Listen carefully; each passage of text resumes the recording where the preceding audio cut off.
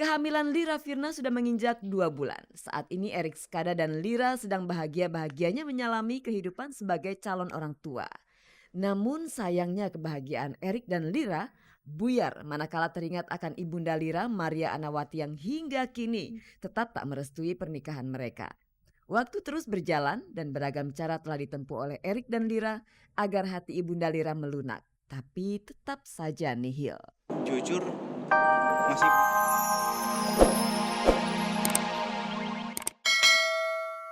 ke dokter itu selalu nanya gitu, selalu nanya kapan ke dokternya gitu. Terus udah kasih vitamin belum, kalau siang tuh udah mandi belum Jalvanya, terus telepon lagi nanya udah lagi ngapain gitu deh. Urusan anak nomor satu ya, mengantarkan ke dokter. Terus ada perlu beli pakaian ya temenin, beli pampersnya ya temenin juga, yang supirin sendiri malah. Saat ini AA Hadi sedang mencicipi kehidupan sebagai seorang ayah. Fase kehidupan semacam itu lebih dulu dirasakan oleh Ustadz Jeffrey Al-Bukhori. Sekarang Ustadz yang akrab di kalangan anak muda ini punya terobosan baru dalam mengajar agama. Ia mengusung konsep baru, yakni pengajian I Like Monday. Di situ ia bisa mencurahkan segala pengalaman imannya kepada para jemaah. kita pengen memberikan sesuatu yang lebih santai, not to be serious gitu kan. Karena Ustadz juga dari kalangan muda gitu kan. Tapi tetap kita awali dengan serius zikir. Gitu. Terus awal pakai marawis anak-anak. Jadi gitu. Padahal konteks pengajian cuma di rumah, tapi pakai marawis. Karena kita punya, mereka baru selesai rekaman. Termasuk salah satu album rekaman yang saya punya. Insya Allah. Kita lagi cari terus teori yang pas untuk memudahkan orang buat bisa ngaji. Istri Ustadz Jeffrey, Pipik, sepertinya akan punya profesi baru. Kabarnya suaranya telah direkam untuk dijadikan soundtrack sinetron. Dengan demikian kehadiran sepasang suami istri ini semakin akrab menyiramkan siraman rohani di dunia hiburan kita. Tadinya itu nganterin anak kan untuk mengisi suara anak-anak kecilnya, kata Mas Opik. Terus begitu itu kata anak-anakku nggak hafal, aku suruh ngajarin. Mas Opik denger di situ, sekalian direkam. Udah direkam, dikasih ke produsernya itu. Ya udah, jadi tertariknya Cinema Art kayaknya ya, buat soundtrack harus bunga apa sih sinetron gitu. Malah ada tiga, jadi kok malah kepilihnya aku. Kalau saya prinsipnya, selama itu bisa menjadi sebuah manfaat, ya kan, dan ada nilai dakwahnya, ya silakan. Itu aja. Pemirsa, Anda pasti prihatin melihat kondisi hubungan antara Lira Firna dan Erik Skada yang sampai kini tak kunjung juga mendapatkan restu dari ibunda Lira Firna. Lantas bagaimana ya perkembangan terbaru dari hubungan mereka bertiga? Dan pemirsa, masihkah Anda ingat nama Leni Marlina? Nah, Leni kini menjabat sebagai ketua sebuah ormas wanita. Apakah Leni asal-asalan saja ikut-ikutan terjun ke dunia politik? Ataukah ada maksud lain? Nah, kita akan segera menyapa Leni Marlina setelah kita melihat dulu apakah masih ada harapan bagi Lira Firna untuk mendapatkan restu dari sang bunda. Ini dia.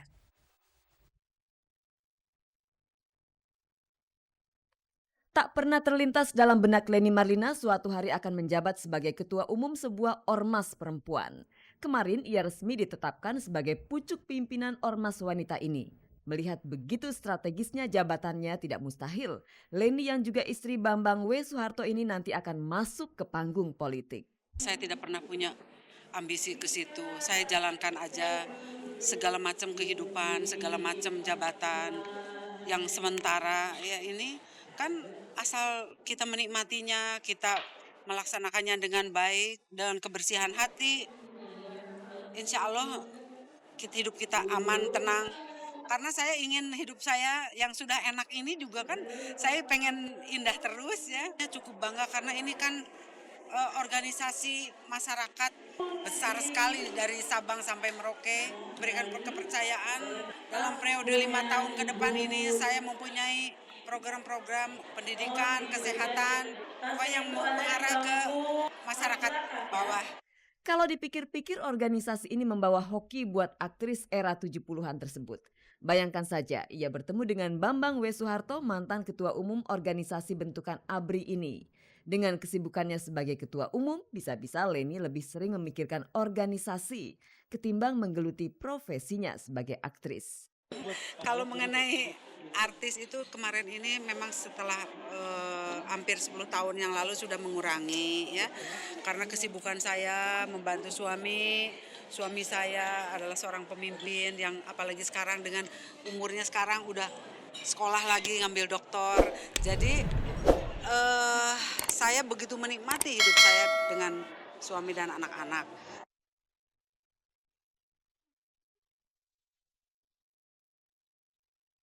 Kehamilan Lira Firna sudah menginjak 2 bulan. Saat ini Erik Skada dan Lira sedang bahagia-bahagianya menyalami kehidupan sebagai calon orang tua. Namun sayangnya kebahagiaan Erik dan Lira buyar manakala teringat akan ibunda Lira, Maria Anawati, yang hingga kini tetap tak merestui pernikahan mereka. Waktu terus berjalan dan beragam cara telah ditempuh oleh Erik dan Lira agar hati ibunda Lira melunak. Tapi tetap saja nihil.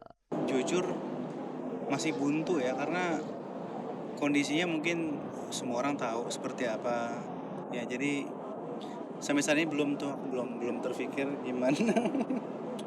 Masih buntu aja Mbak. Aku Doa sih kalau Erik. doa sih, aku lebih banyak doa ya. Gitu ya, saya sih nunggu aja. Buat saya kadang-kadang saya suka nekat-nekatan SMS gitu, yang sosok nanya gitu, nanya-nanya apa gitu, tapi nggak dibales, ya udah.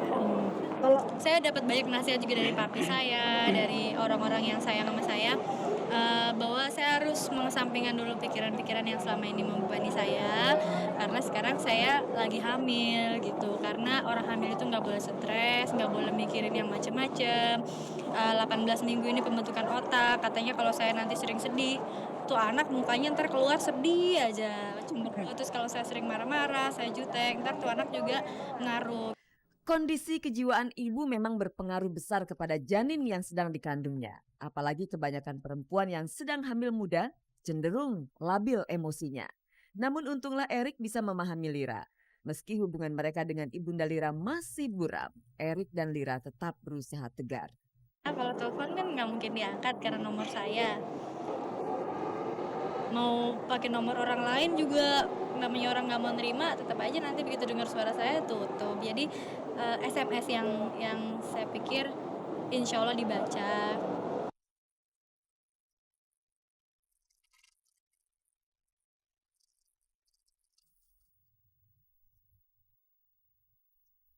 Heboh tahu formalin yang terjadi beberapa waktu lalu ternyata tak pernah merisaukan sang raja monolog Butet Kertarejasa. Soalnya Butet punya rumah makan yang semua makanannya berbahan dasar tahu dan tentu saja tanpa formalin. Rumah makan yang terletak di Jalan Sultan Agung Yogyakarta ini dikelola Butet bersama seorang rekannya yang pakar tanaman organik. Selain bebas formalin, Butet juga mengklaim rumah makannya bebas vetsin, bahkan bebas dari segala produk yang berbau pabrik. Karena semua bahan yang digunakan berasal dari industri rumahan. Jadi ini konsepnya itu makanan sehat. Yang dijual di sini adalah makanan-makanan yang meminimalkan produk-produk dari pabrik. Semua itu organik.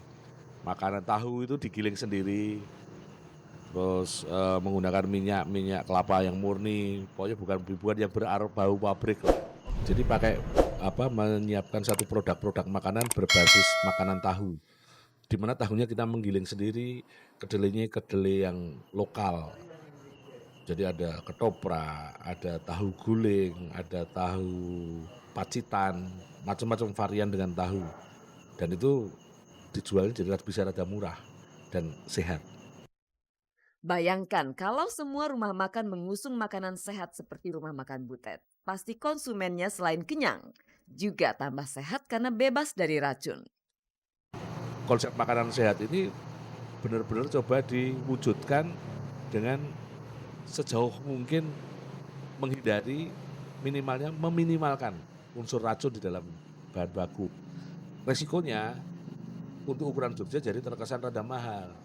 Makanan sehat yang tidak beracun, tidak menggunakan zat-zat kimia, tidak menggunakan zat warna, tidak menggunakan vetsin, tidak menggunakan bahan baku yang ditanam dengan pupuk kimia, jadi pupuknya pupuk kandang. ayam tidak jelas, tidak ada ayam potong yang di kerangkeng-kerangkeng itu, ayamnya adalah ayam kampung.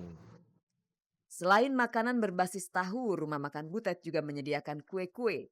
Kue browniesnya nampak tak ada beda dengan kue brownies kebanyakan. Siapa yang menyangka brownies ini dibikin dari tepung sukun, bukan tepung terigu.